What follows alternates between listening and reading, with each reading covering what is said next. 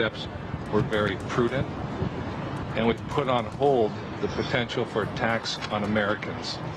The United States says the alleged threat from Iran has receded, but with lingering tension between the two countries, the question remains, what happens next? Hello, I'm Anand Naidu, and this is The Heat.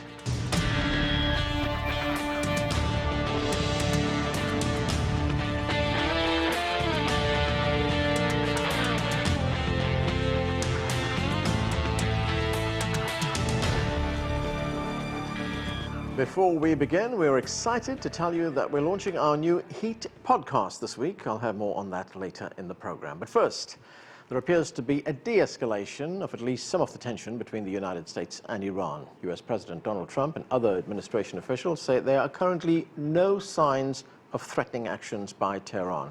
The administration has been on high alert in response to what officials called specific and credible threats from Iran against US personnel in the Middle East. For more, we turn now to CGTN's White House correspondent Nathan King. And Nathan, what's changed?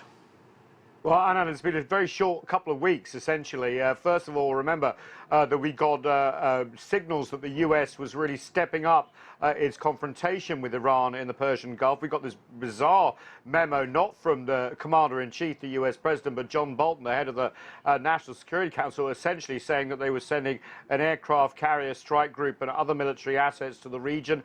Then we got this idea that there was some sort of intelligence the US had. We saw a barnstorming tour of the US Secretary of State Mike Pompeo, who went to an unannounced visit to Iraq, talking about some sort of threat to US forces there.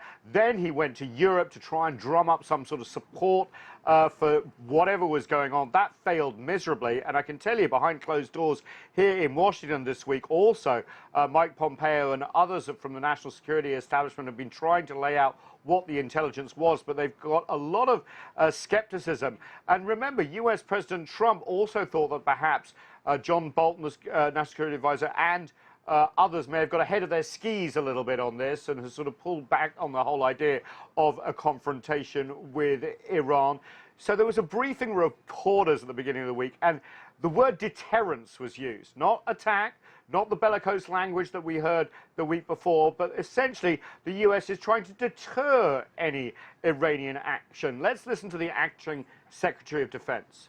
We have deterred attacks based on our reposturing of assets, deterred attacks against American forces. Our biggest focus at this point is to prevent Iranian miscalculation. We do not want the situation to escalate. This is about deterrence, not about war. We're not about going to war. That's really different language the administration was using a week or two ago. Why? Well, perhaps it's the president. Perhaps it's the reaction they've got from allies and other countries in the region, like Iraq. Even Israel and others have been sort of walking back the talk of a confrontation with Iran. There were also a lot of press accounts about the sort of rhyming history of the lead up to the Iraq war and big questions about whether people were overhyping intelligence.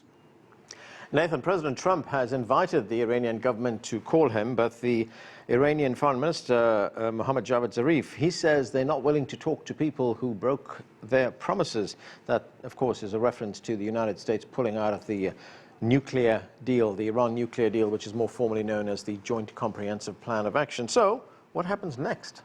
Yeah, I think you're absolutely right to bring up the JCPOA, as it's known, because it was essentially a year to the day when the US unilaterally pulled out of that agreement that was working. Remember, they were the only signatory to actually pull out, and that includes Iran. They started sort of this war talk, and there's this real feeling, especially in Europe, that essentially this is a crisis of the US's own making. Not only have they pulled out, of course, from the JCPOA, but also imposed reimposed sanctions and then upped them even more, labeling the Iranian Revolutionary Guard as a terrorist movement, essentially moving to block oil exports. So there's this feeling that this is a manufactured crisis in some senses internationally. Now, remember, the reason for pulling out the JCPOA, as the US president put it, was actually to get a better deal. He called it the worst deal ever, but that was one leg of a stool, the nuclear agreement. They wanted also to talk about Iranian behavior in the wider Middle East, including Syria and elsewhere, Lebanon, Yemen, and also restrict ballistic missile technology in Iran as well. Now, there was some sympathy for that in Europe, especially among French and others, but there's been no push for some sort of agreement.